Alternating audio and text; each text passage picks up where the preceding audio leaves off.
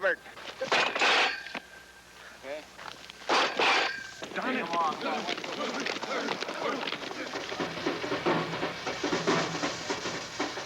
After being beaten by the Green Bay Packers in the 1966 NFL Championship game, the Dallas Cowboys dedicated the cruel months of July and August to an eventual rematch with the world champions.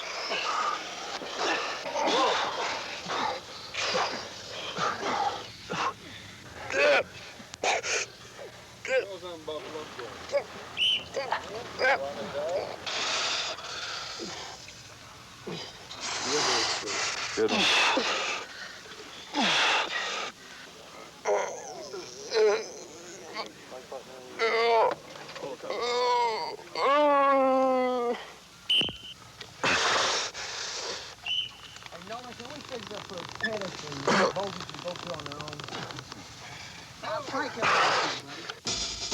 Nothing contributed more to the Cowboys' quest for football supremacy than their outstanding defense. It was called the Doomsday defense, and this is how Doomsday played the game.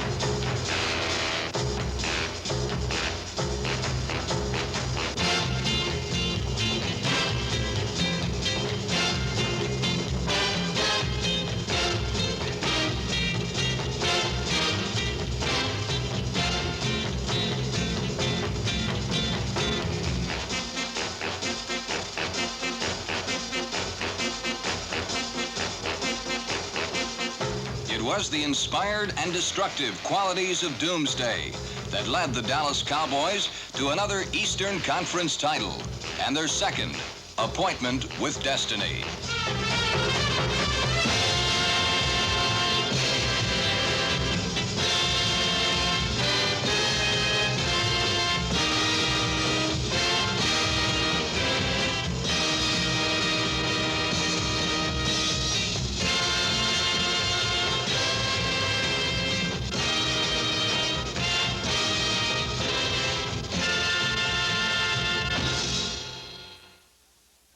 The source of strength for the Dallas attack was the offensive line, consisting of Ralph Neely and Tony Liscio at tackle, John Nyland and Leon Donahue at the guards, and veteran Mike Conley, who replaced the injured Dave Manders at center.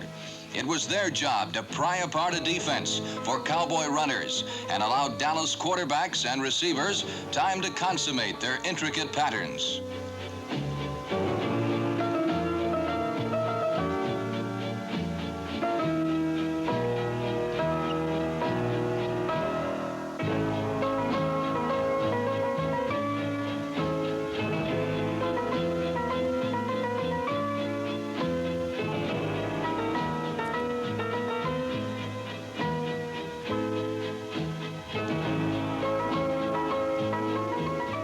Though not as devastating as in 1966, the Cowboy offense somehow managed to find the key to victory in games where Dallas turned from the vanquished into the victors in the space of seconds.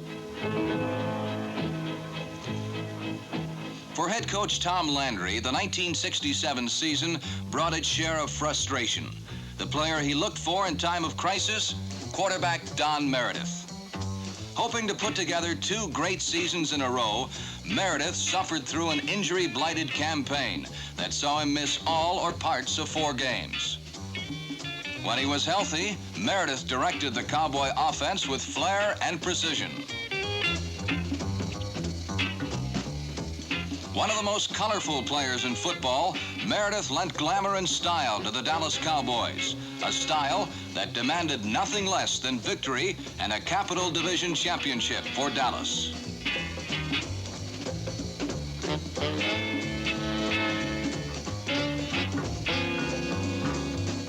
But 1967 proved to be a season of punishment for Meredith. A succession of injuries forced Tom Landry to start third-year quarterback Craig Morton, who performed brilliantly. Big, strong, and durable, Morton displayed that certain winning quality that portended future greatness.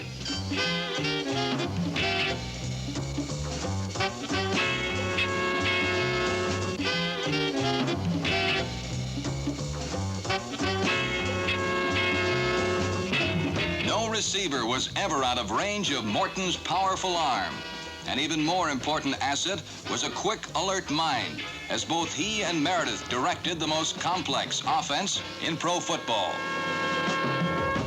From a variety of formations or sets, the Cowboys sought to confuse their opponents. An important weapon was the reverse screen pass, designed to take advantage of the defense's lateral flow.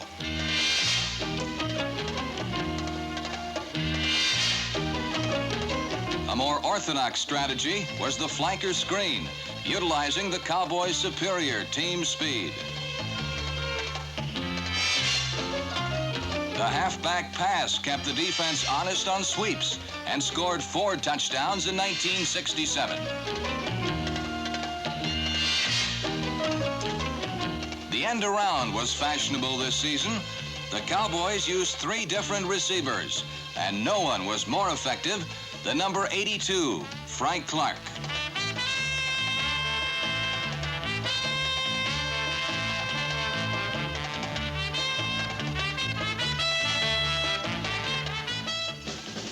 The diversified attack made the defense wary of the unexpected and gave a Dallas setback like number 30, Dan Reeves, a chance to showcase his varied talents.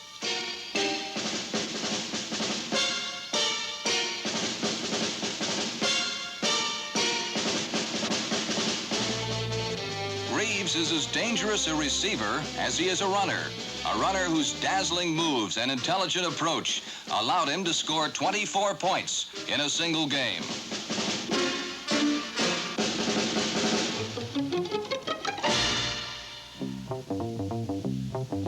But the man Dallas fans came to cheer was fullback Don Perkins. Perkins was the NFL's 6th leading rusher and gained over 800 yards in 1967. Running almost solely inside tackle, Perkins was counted on to supply the tough yards. The yards that would carry a team from the shadow of their goal line and across the end zone of the enemy. If there was one man the Dallas offense counted on to provide the spark, the impetus, it was Don Perkins. It was he who many times gave them an important victory, another tomorrow. The Dallas setbacks complemented a talented array of Cowboy receivers. To them went the glory of the long touchdown, the one play that could change the outcome of any game. There is no one more feared in football than Bob Hayes, the man with the flashing smile and flying feet, the man who runs like the restless wind.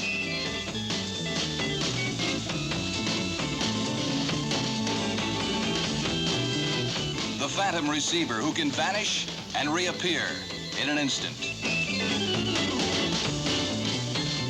Coupled with the speed that made pursuit and tackling angles empty phrases, Hayes possessed the elusiveness to guide him out of the danger zone.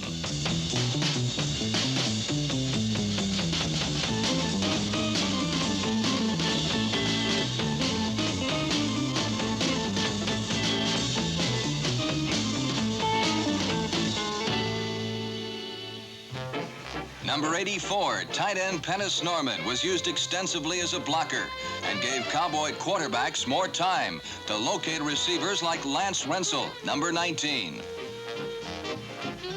In his first year as a starter, Rensel blossomed into the NFL's 6th leading receiver. In one afternoon against Washington, he caught 13 passes for 223 yards, the best mark for any receiver in 1967. Though suffering through occasional moments of inconsistency, the Dallas offense remained one of the most explosive in football. The Doomsday defense was the catalyst for Dallas' second summit meeting with the Packers.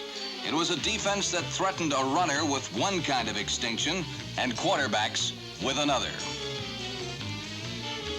The Cowboys fielded the toughest defense to run against in the league.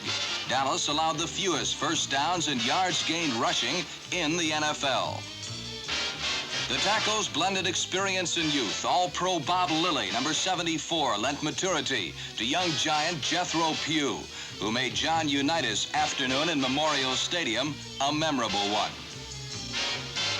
Number 71, defensive end Willie Towns, is mobile, aggressive, and a deadly tackler in the open field. Towns, along with towering George Andre, made quarterbacks disappear. The Cowboys seldom blitzed, but when they did, corner linebackers Chuck Howley, number 54, and Dave Edwards, number 52, made the tactic a damaging one. Number 55, middle linebacker Leroy Jordan, rounded out the second network of defense. The deep defense was led by number 34, Cornell Green, a perennial All-Pro selection who unquestionably had his finest year.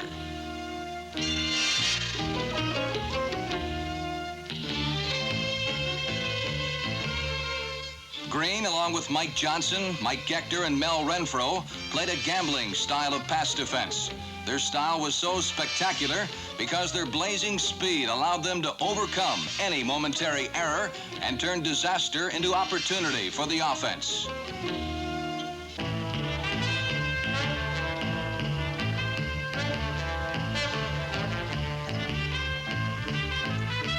The Doomsday defense was a group of brilliant individual stars, unified to stop the offensive flow, make it back up, and find a new direction.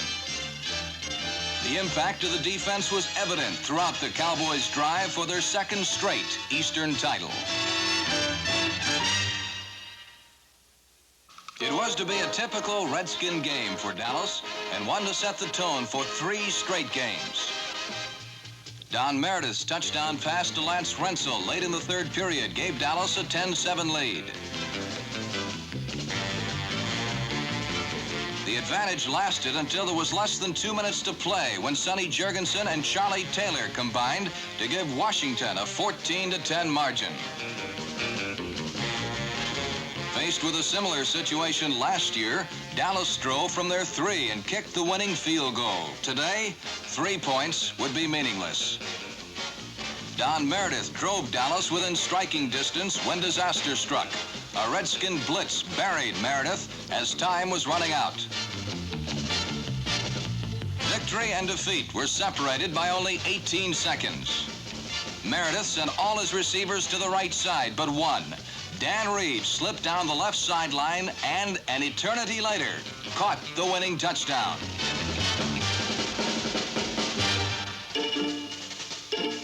The sudden joy of victory was to be later tempered with the sad news that Dallas would lose quarterback Don Meredith for the next 3 games. The Cowboys returned to play the New Orleans Saints at the rain-drenched Cotton Bowl. Against the Saints, the Cowboys did little offensively and spent most of this dreary Sunday staving off near defeat.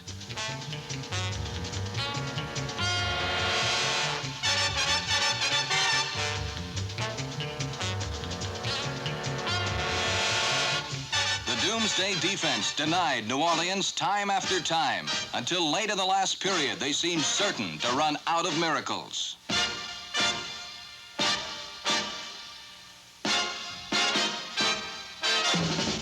Fumbles, interceptions, and the absence of the big play disrupted the Cowboys' attack until finally the Saints moved to the 6-yard line with just over a minute to play. The Saints, within range of the biggest upset of the season, fumbled, and Dallas escaped with their second straight last-minute victory. Against Pittsburgh, the Cowboys again alternated Craig Morton and Jerry Rome at quarterback. For both young men, it would be a long and painful afternoon. A win at Pitt Stadium is never without its bruising remembrances. At times, Craig Morton was sought out and destroyed. But when victory hung in the balance, it was he who inflicted the most destructive blow. 3 periods, the determined Steelers sensed an upset. Then, suddenly, they struck for a late fourth quarter touchdown that gave them a 21-17 lead with just a minute to play. With Dallas 78 yards from the Steeler goal, a funny thing happened on the way to an upset. Craig Morton, on a rollout option, threw to Lance Rensel, who made the catch, but then fumbled. Trailing the play was Dan Reeves, who alertly recovered the loose ball on the Steelers' 6. With 32 seconds to play, the bench stood unbelieving. Forced from the pocket, Morton scrambled until he found Pettis Norman free for the touchdown.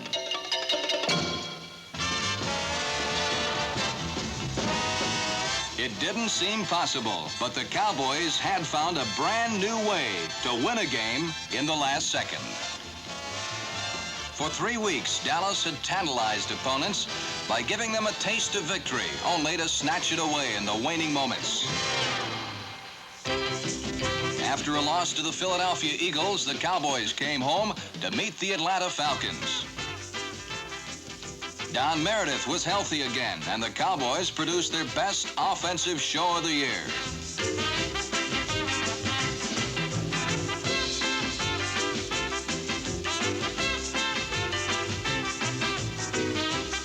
The offense regained the luster missing during the first half of the season, and the blocking of the line was crisp and decisive.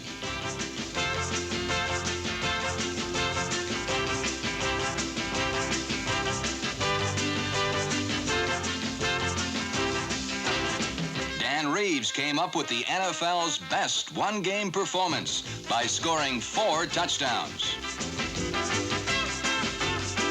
The defense also played magnificently and limited Atlanta to just 7 points. When Leroy Jordan ran back a pass for a touchdown, it was a third time a Cowboy linebacker would score with an interception.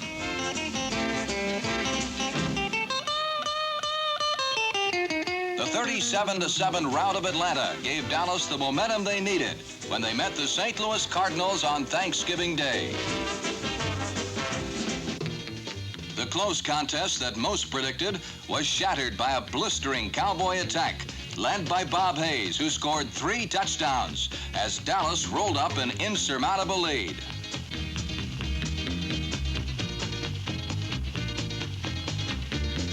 However, the real star of the game was the defense, which won practically every skirmish and finally the war. Number 23, Johnny Rowland, came to Dallas as the NFL's second leading rusher. Caught in the mix-master crush of the Cowboy defense, he could manage only 27 yards on 15 attempts.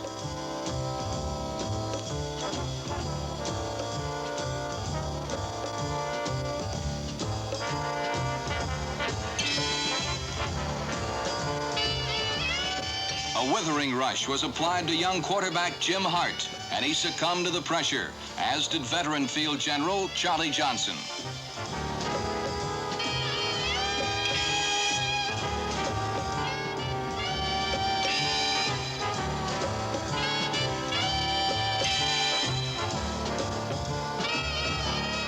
As a fitting tribute to their efforts, the defense climaxed the satisfying evening with a safety.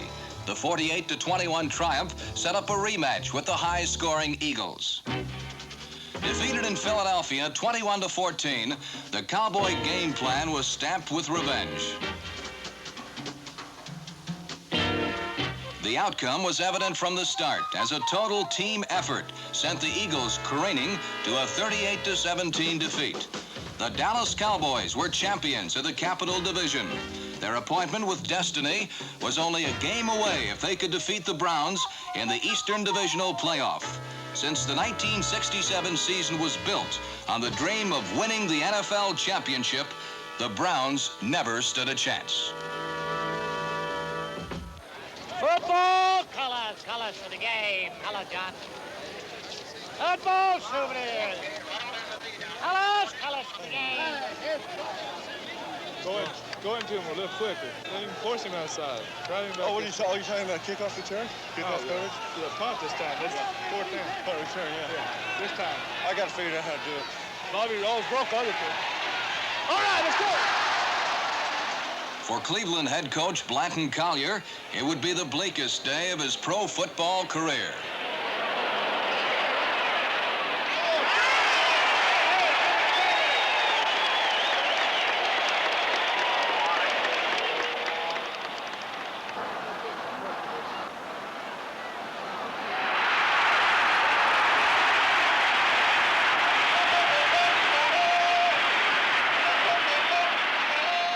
The Cowboys had used a sustained drive for their first touchdown. But for the last several years, Dallas fans have grown accustomed to the lightning play that swiftly executes an opponent.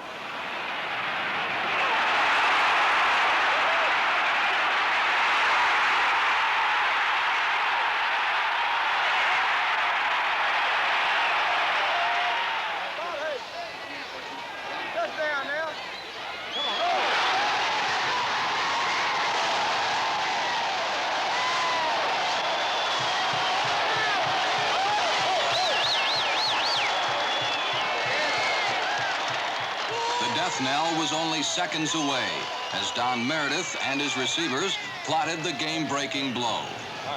Get ready for it. I saw the safety over, but he came back in. He didn't want to take off our deep post. Right. My fault. It was my fault not get the field. Right with the field, Melvin. Hey, Joe. Yeah. I'm not trying to confuse you. I'm just saying that they're going to wheel or roll the narrow side of the field, probably. That's what they've done. They've wheeled me every time since that time. Now it's the wide side. Okay. So maybe I'll hit a cheap one. If not, we hit the sideline of the wide All side. right, good enough.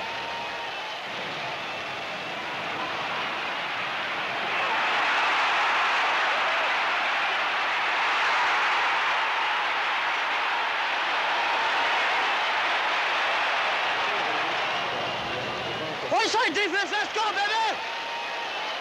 Inside, Justin, inside!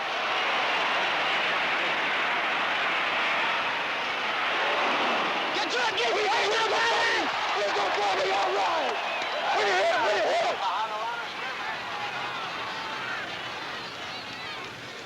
The game ended the way it began, with a Cowboy touchdown. After 15 tough games, Dallas had kept their appointment with destiny. So now it was Green Bay in the bitter chill of a Wisconsin winter. The Packers jumped off to a quick 14-0 lead like they did in last year's NFL championship game. But the Cowboy defense stiffened, wore down the Packers, and finally forced a fumble by Bart Starr, which George Andre recovered for a touchdown. Later, a field goal by Danny Villanueva closed the gap to only 4 points at halftime. There was no more scoring until the fourth quarter when the Cowboy offense, unspectacular till now, fooled Green Bay with a 50-yard scoring pass from Dan Reeves to Lance Rensel. The touchdown gave Dallas the lead for the first time, 17-14. The Cowboys maintained the slim lead until their destiny was just more than a minute away. The Packers had the ball. One last chance for victory.